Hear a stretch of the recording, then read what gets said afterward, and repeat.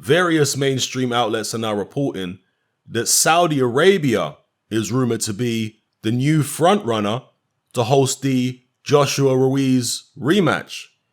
Now, I did a video about this several weeks ago. It was uploaded, as you can see here, on July 18th. And in this video, I was speculating on which foreign countries could possibly host this fight, because Eddie Hearn had said that a couple of foreign countries were interested and he was in talks with them, but he didn't name which countries they were. And I kind of speculated that in my estimation, it would most likely be Saudi Arabia and Nigeria, those two countries that were interested. And lo and behold, according to these mainstream media reports, Saudi Arabia appears to be one of them. And they're saying that they're the front runner ahead of the UK. A lot of people are shocked by this. A lot of people are in disbelief. A lot of people are straight up in denial, saying, nah, there's absolutely no way this could be true. There's no way they'd put it in Saudi Arabia ahead of putting it on in the UK. Well, I think that it could very well be true. I mean, I don't know for certain, but it certainly wouldn't shock me if this fight happens in Saudi Arabia. Because Saudi have been putting on boxing events recently. They've clearly got a goal of trying to put as many big boxing shows on as possible. We've seen them host the finals of the Super Middleweight World Boxing Super Series. We saw them put on a show involving Amir Khan a few weeks ago, where Khan was paid reportedly a hell of a lot of money. So I can see it happening. Also, Anthony Joshua, over the past few years, has spent a lot of time in the Middle East. I mean, this is quite well known. So I don't know if he's ever been to Saudi before, but he certainly spent a lot of time in the UAE. And as far as I know, maybe I'm wrong here, maybe somebody can correct me, but I believe he's quite friendly with one of the royal families. I think it might be the royal family of the UAE that he's friendly with, at least certain members of that royal family. So it won't be as foreign an environment to Anthony Joshua as it might be to Ruiz if the fight happens there. He is somewhat familiar with the region. He is somewhat familiar with the culture and all that kind of business and, the climate and whatnot. So it wouldn't shock me at all if the fight happens there. We all know that the Saudis have got the money. They got plenty of money out there. So if the fight happens there, it happens there. It wouldn't shock me at all. And what it would tell me, though, is that AJ and Hearn did leave some loopholes in their contract, because it to me appears that they're finding it virtually impossible to get the fight done in the UK. That Ruiz and his team have dug their heels in and they're simply not going to go over to the United Kingdom. So, AJ and Eddie Hearn are obviously looking for so-called neutral territory to have the fight instead. And Saudi Arabia may be the place, because at the end of the day, they have put on boxing events before. Not of this magnitude, of course, but they still put on boxing events before. Nigeria has never put on a big boxing event. Not even the level of a World Boxing Super Series final, not even the level of, the Amir Khan show the other week. Nigeria has never put on that kind of event before.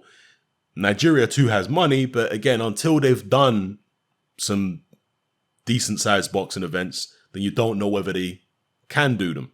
Whereas Saudi has actually done some. So I'm not surprised that it is rumored to have emerged as a front runner, and certainly wouldn't be shocked if the fight happens there. So let me know what you guys think in the comment section below. And I do have to finish with this, because I constantly see people online chastising and criticizing Anthony Joshua and Hearn for wanting the rematch in the UK, or trying to dictate where the rematch happens. Again, Sugar Ray Robinson, a man who is widely regarded as the greatest fighter of all time, if not one of the greatest fighters of all time, when he lost to Randy Turpin in the UK, he didn't have the rematch in the UK. He had the rematch in the United States, in New York, where he was based. So if it's good enough for Sugar Ray Robinson, why is it not good enough for Anthony Joshua? Why is Anthony Joshua not allowed to do things that were good enough for Sugar Ray Robinson to do? You know, there is this absurd double standard and hypocrisy from a lot of the American boxing fans when it comes to Anthony Joshua and when it comes to matchroom fighters in general, British-based matchroom fighters in general. The hypocrisy of these people is astounding. I don't know what it's all about. It's very, very odd. But, you know, it is what it is.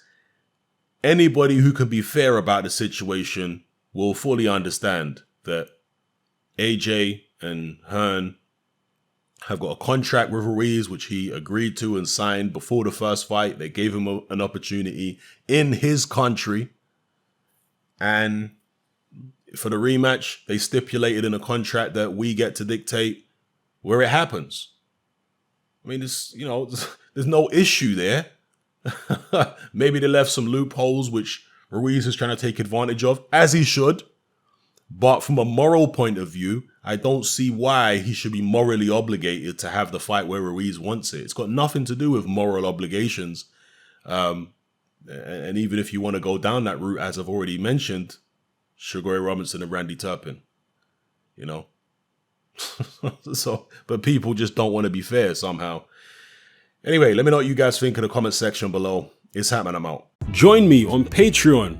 I upload a minimum of 2 podcasts every single week, covering a wide variety of controversial topics, as well as live stream Q&A sessions. Take a look on screen right now at some of the podcasts I've produced so far. For just $3 a month, the equivalent of about £2 a month, you get access to all my new podcasts and my entire back catalogue of past podcasts, including my popular Confessions of a Nightclub Bouncer series. You can listen on your computer or on your smartphone or tablet by downloading the Patreon app from the Google Play Store or the App Store for free. The Patreon app also allows you to download each podcast in MP3. For less than the price of a cup of coffee, you get access to dozens of hours of exclusive content. It's easy to sign up, there's no contract, and you can cancel at any time. So come and join our community of free and critical thinkers by signing up with me here on Patreon today.